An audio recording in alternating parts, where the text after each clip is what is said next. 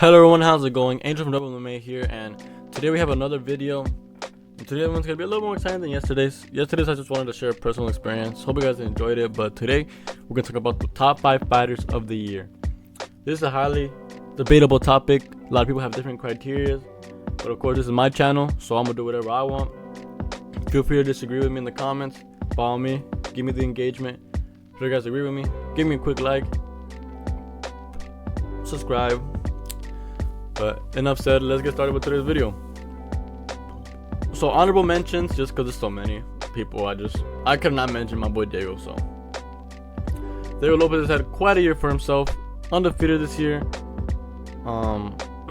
Started out the year UFC 300 fighting Sadiq Youssef, knocked him out in the first round, incredible. Shortly after, due to Conor McGregor, he had to step in for co-main event against Brian Ortega. Of course, we all know what happened. Brian Ortega got sick, could not make the day, and so then Dan Ige on 2 hours notice, shout out Dan Ige, pulled up and got beat up. Lost, really whatever fight. But then of course I think his highlight of the year was the absolute whooping he put on Brian Ortega at UFC 306 La Esfera.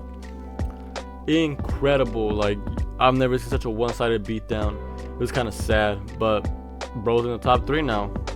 Yeah, top 3. Good for him. We love to see it. Astronomical rise, and he the GOAT. And that's why I put him in honorable mentions. But number 5 on our list, we have Hakim Buckley. Man, what a year this guy has had. Started the year in March, stepping in on short notice against Vicente Luque, knocked him out in the second round. Yeah, Vicente Luque looked like he kind of gave up in there, but Joaquin saw his moment and took it. He did what he had to. He's hungry. He's trying to get his name up there, and you gotta respect the work rate. He fought 4 times this year, because immediately after, maybe not immediately after, but basically like 2 months later, he fought in May at UFC, I think it was St. Louis. Fought against a really hard, like Russian, whatever type of region of the world that is from, dude named Nursultan Razubiev, and he put a lot of people wrong because a lot of people thought he was gonna lose that. But New Mansa showed you what's up and won that by decision.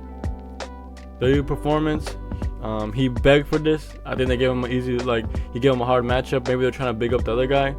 It is what it is. He did what he had to, capitalize. That should be his new nickname, capitalize. I don't know.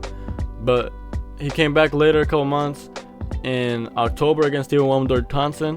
And we all know how this fight played out. 3rd round, he knocked out Stephen Boy Thompson. Pretty sad to see. I think Wonder Boy should retire, but you know, he can do whatever he wants. But really impressive knockout, highlight worthy. He's getting his name up there, man. I think he was number 9 in the world for that. Then he called out Ian Gary, and that actually fight got put together. It was gonna happen December 14th, but of course the fight ended up falling through due to Ian being scheduled to fight Shavkat Rakhmonov, and in steps in number 6 ranked Colby Covington.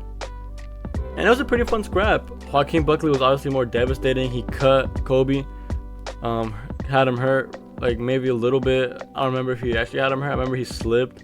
I don't know if that counted or not, like stat wise. But basically, end of round 3, the doctor stepped in and stopped the fight.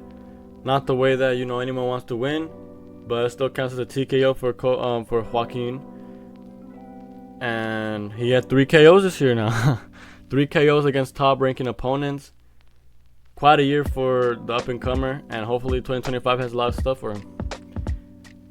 Now we have, I think this is number 4 spot, Carlos Prates. Hey man, who don't like Carlos Prates? Insanely active as well, 4 times this year. And what makes him super impressive is that he had all his fights win by KO. He was on the Contender Series last year, won that by KO. Came back February of this year against, what's his name? What's the guy's name? Trevin Giles. He knocked him out in the 2nd round. Then he came back in June against Charles Raque. Knocked him out in the 1st round with a knee to the gut. Knocked that dude out. Then came back in August against Li Jiliang in the Duplessis Adesanya fight card. Knocked that dude out in the 2nd round. Pretty sad to see, but you gotta do what you gotta do when you're on the come up. Then he came back in November again to fight Neil Magny and killed him. Literally killed him. RIP my boy Neil. Keep feeding him these young dogs. Sometimes it works for him, but this night it did not. But impressive work rate, impressive finishes, dude. All finishes, all brutal KOs. You know, you gotta put him in like some type of list for the fight of the year, bro. This guy's insane. Then we have my boy Renato Moicano. Absolutely incredible year he had. I'm pretty sure he started out the year by fighting Drew Dober. Let me check that out real quick.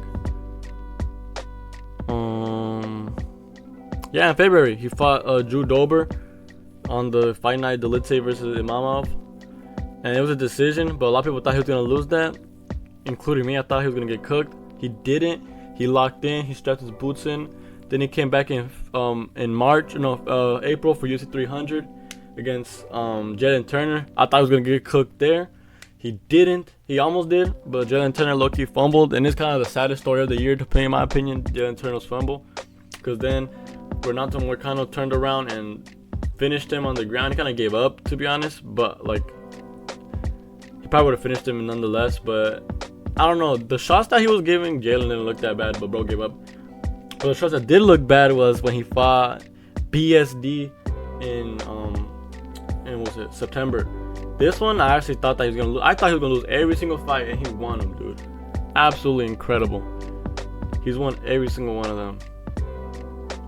And the way he brutalized Benoit Saint-Denis was kind of sad, dude. I'm a big Benoit Saint-Denis fan. Say what you want about the man, but he's fun and entertaining, dude. He goes out there and lays it all out, bro. But everyone wants to clown on him, but you know, what can you do? But dude, incredible performance, dude. This guy might be the underdog of the year, bro. He turned back everything everyone was saying about him and showed you why he is Money Moicano. Show him the money. And because of that, I got put him right here on the list, man. Too good. Number 3 in the year. Then number 2, of course, we have Alex Poatan Pereira, another insanely active fighter, and especially for being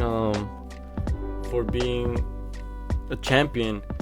He fought UFC 300, knocked out Jamal Hill in a sick KO.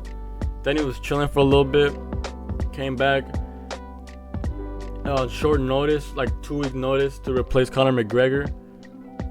And he fought Yuri for the second time and killed him. Absolutely killed him. Almost knocked him out at the end of the first round, buzzer beater. Yuri didn't even hear the bell. All he heard was ding on his head, you feel me? And then started the second round. Literally, he threw like a switch high kick and dropped Yuri super badly. Insane droppage. I thought it could have been ended there, but what's his name? Herb Dean. I think it was Herb Dean anyway. He was like, nah, let's see some more, gang. So then Alex was like, mink, mink, mink, mink, mink. Like Loki just put in the finishing blows on him and finished him just like that. Pretty sad. But then of course he came back in October and fought against Khalil Roundtree in like a fight of the year contender. Insane fight. Khalil Roundtree proved that he did have a stake for fighting for the title, you know.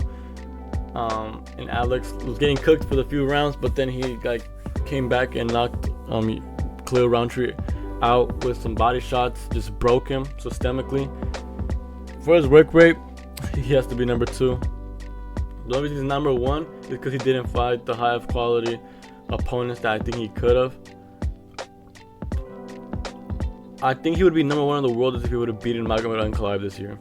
Then there would be no doubt, because then he would have wiped out the top 3 in his division in 1 year. But still insanely good year, all things considered. But there's one fighter who I believe had a way better year.